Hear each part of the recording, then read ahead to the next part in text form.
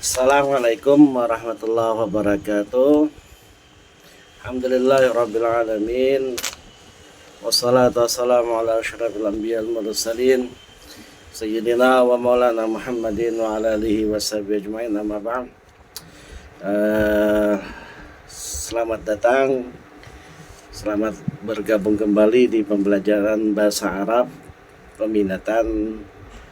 Mudah-mudahan Allah Subhanahu wa taala senantiasa memberkahi kita dan mudah-mudahan kita diberikan kesehatan.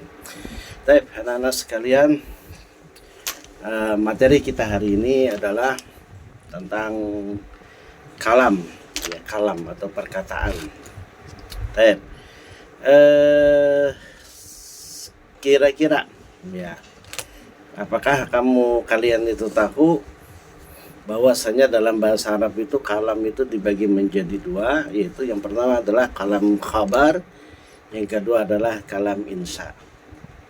Ya, hari ini kita akan membahas tentang tentang kalam khabar, ya. Jadi pembahasan kita hari ini adalah tentang kalam khabar. Anak-anak sekalian, pernah nggak kalian ketemu dengan orang yang bercerita ya tentang sesuatu? Sering ya, tentunya tiap hari. Pertanyaannya, ceritanya itu apakah mungkin mengandung unsur kebenaran atau justru sebaliknya, ceritanya itu adalah sesuatu yang bohong? Kemudian ada kamu misalnya dalam sehari-hari menemukan ada perkataan yang sebenarnya tidak bisa dinilai benar atau bohong.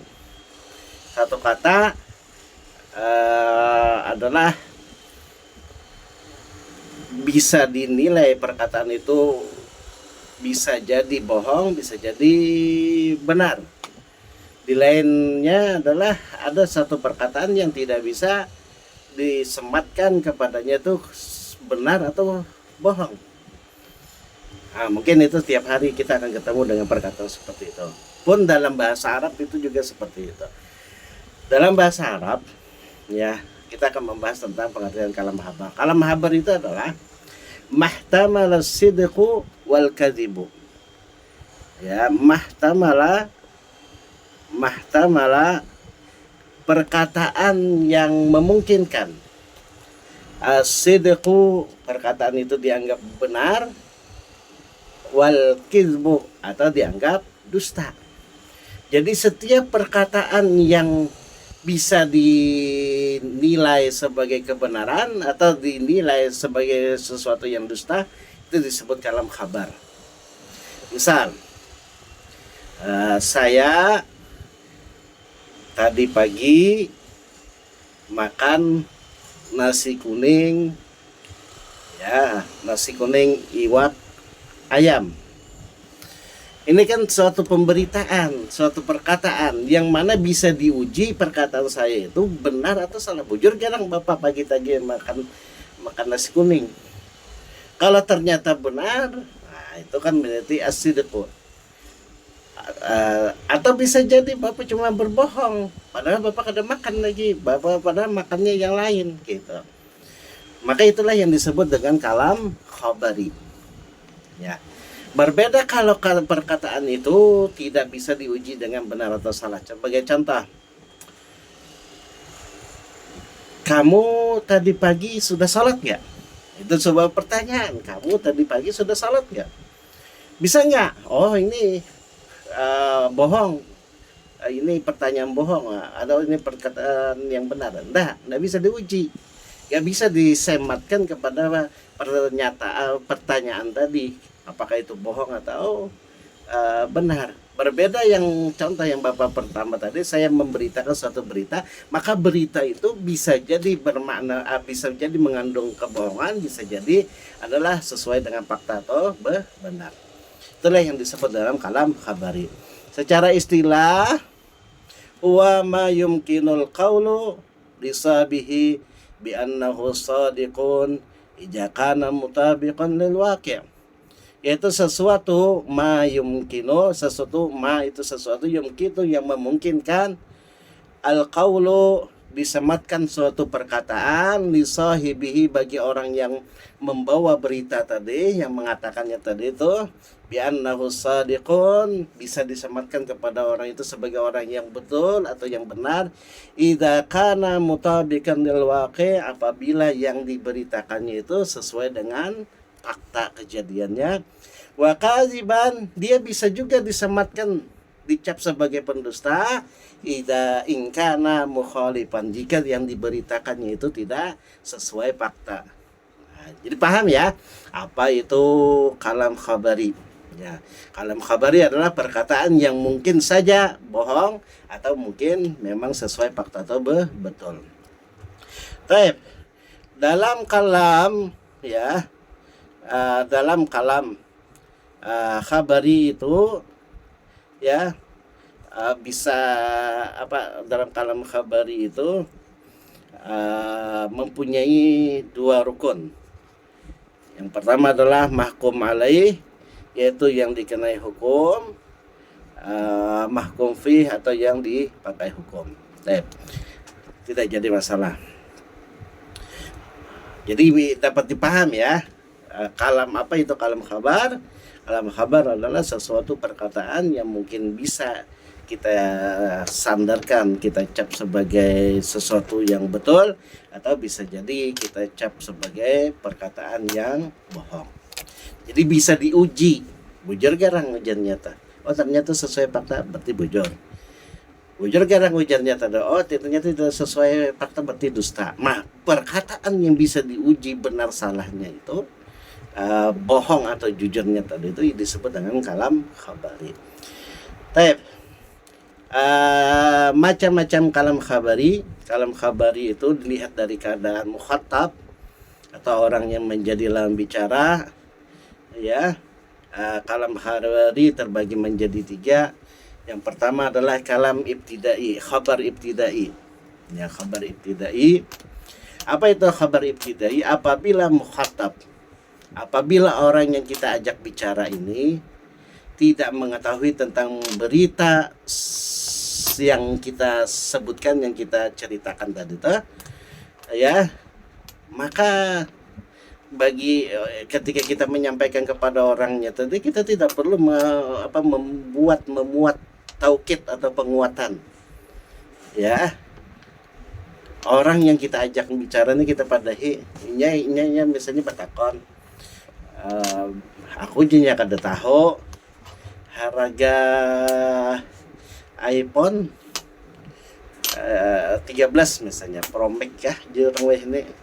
Nah orang yang kada tahu ini ya, dia tidak tahu tentang harga iPhone tadi itu, maka ketika kita menyampaikan tentang harga iPhone tadi, kita tuh tidak perlu melakukan penguatan, cukup kita padahkan misalnya harga iPhone ini sekitar 10 juta. Nah kenapa? Karena dia kita tahu juga, jadi kita memendahkan aja, sekedar menginformasikannya. Maka itu disebut dengan kalam khabar ibtidai. Kenapa? Karena si lawan bicara kita itu tidak mengetahui tentang hal yang kita sampaikan. Ya, tentang hal yang kita sampaikan, lawan bicara kita itu tidak tahu. Maka disebut dengan kalam khabar ibtidai. Misalnya dalam contoh di sini, Abu Kamaridun, ayahmu lagi sakit. Misalnya ada orang yang jauh, dia putus komunikasi dengan keluarganya, kita beritahu misalnya ayahmu sedang sakit, seperti itu ya. Kemudian ada lagi khabar talabi ya, kalam khabar talabi. Apa itu dengan khabar talabi?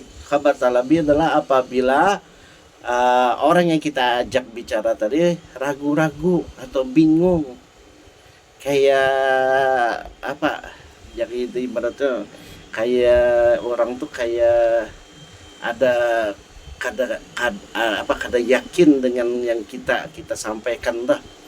Maka pada saat orang tersebut ragu-ragu terhadap kebenaran yang kita sampaikan itu, maka kita memerlukan penguatan ya, penguatan dari perkataan kita tadi. Misalnya penguatannya jauh jamannya tuh bujuran aku madah kena kuitan nikam lagi garing, abah ikam lagi garing, bujuran. Nah, bujuran, kata bujuran itu kan dalam bahasa Arab itu fungsinya dalam bahasa Banjar itu adalah penguatan terhadap apa yang kita katakan. Nah, itu disebut dengan khabar talabi. Kenapa khabar talabi? Karena yang mendengar, orang yang lawan bicara kita atau mukhatabnya itu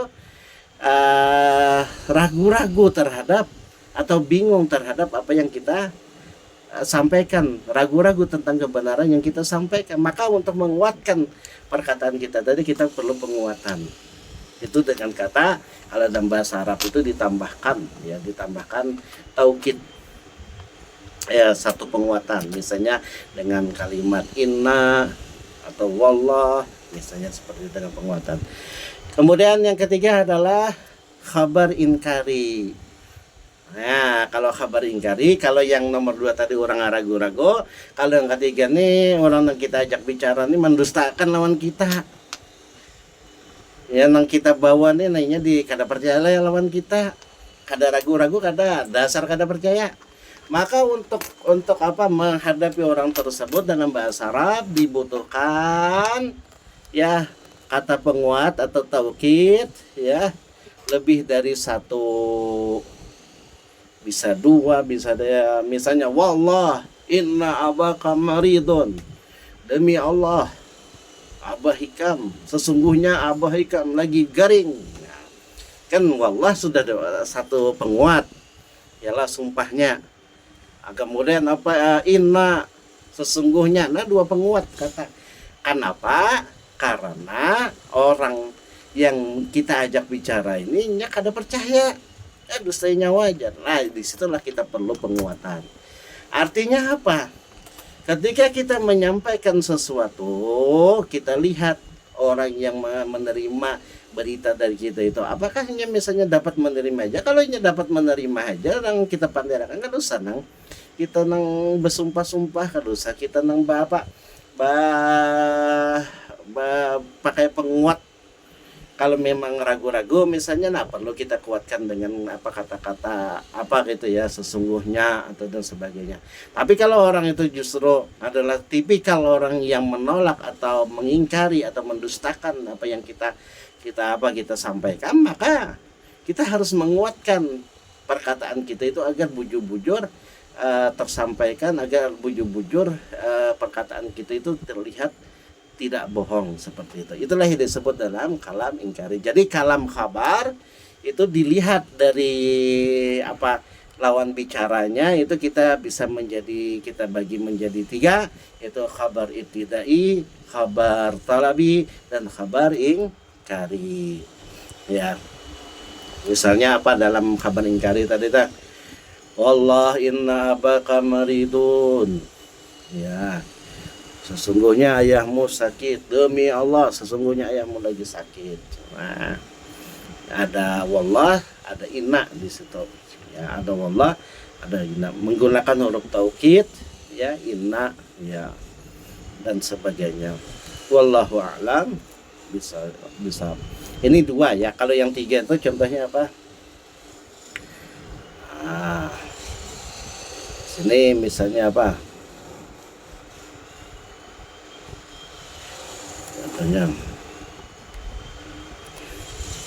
Inna abaka maridun. Oke. Nah, di sini lakana abu kamaridan lanakunanna minal khasirin, lanakunanna minal khasirin. Itu dalam Al-Qur'an ya, adalah ada na pulang. Nah, itu 2 ada 3 gitu. Ya. Wallahu a'lam bishawab. Ini pembagian kalam ya. Jadi ada, kalau dilihat dari apa? Dari lawan bicaranya tadi ada 3, ada talabi, ada yang satunya ibtidai, yang keduanya adalah talabi, yang ketiganya ada ingkari.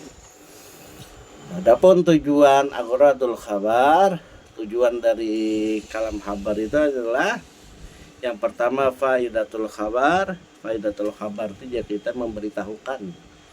Ya, faidatul khabar itu adalah menyampaikan atau memberitahukan suatu hukum atau suatu berita yang terkandung ya dalam suatu kalimat kepada mukhatab, yang terkandung dalam kalimat itu ada informasi yang kita sampaikan kepada lawan bicara kita, itu yang disebut dengan faidatul khabar. Yang kedua adalah lazimul khabar.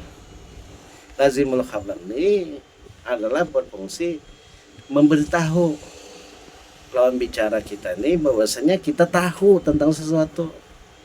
Jadi orang menjelaskan sesuatu itu antara dua aja, entahnya memberitahu kepada kita tentang sesuatu atau inya nih hendak memberitahukan kepada kita bahwasanya inya nih mengetahui tentang sesuatu.